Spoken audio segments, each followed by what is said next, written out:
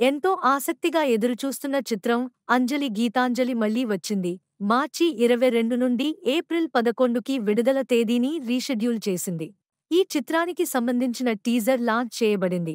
ఇది దాని పూర్వీకుల మాదిరిగానే హర్రర్ మరియు కామెడీ యొక్క ఆకర్షణీయమైన సమ్మేళనాన్ని వాగ్దానం చేసింది. సంగీత్ మహల్ అని పిలువబడే ఒక హాంటెడ్ భవనంలోకి ప్రవేశించే చిత్ర బృందం చుట్టూ దాగి ఉన్న ప్రమాదాల గురించి తెలియకుండా కథ తిరుగుతుంది. వారు తమ సినిమా కోసం కథనాన్ని అల్లుకున్నప్పుడు, వారి స్క్రిప్ట్ తమ చుట్టూ జరిగే అతీంద్రియ సంఘటనలకు అద్దం పడుతుందని గ్రహించి ఆశ్చర్యపోతారు.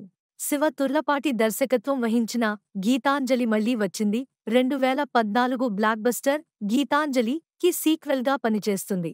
కోన వెంకట్ రాసిన కథ, స్క్రీన్ ప్లే కోసం భాను భోగవరపుతో కలిసి పనిచేస్తున్నాడు.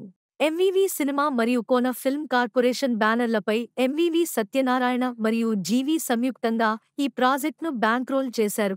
ముందుగా టీజర్ను విడుదల చేసిన తర్వాత కామెడీ హారర్ ఫ్లిక్ డెవలపర్లు దాని చుట్టూ ఉన్న అంచనాలను మరింత పెంచారు. ప్రముఖ స్క్రీన్ రైటర్ కోన వెంకట్ రాశారు కాబట్టి సినిమాపై రెట్టింపు ఉత్కంఠ నెలకొంది. నటి అంజలి తన 50వ చిత్రం కావడంతో గీతాంజలి మళ్లీ వచ్చింది. కోన వెంకటాస్ కోన ఫిలిమ్స్ కార్పొరేషన్ ఈ హారర్ కామెడీ థ్రిల్లింగ్ సినిమాటిక్ అనుభవాన్ని ఇస్తుంది. ప్రేక్షకులకు నిజంగా వినోదభరితమైన మరియు లీనమయ్యే అనుభవానికి వేదికగా నిలిచిన ఈ చిత్రానికి సంగీతాన్ని సమకూర్చిన ప్రవీణ్ లక్కరాజు ఉత్సాహాన్ని మరింత పెంచుతున్నారు.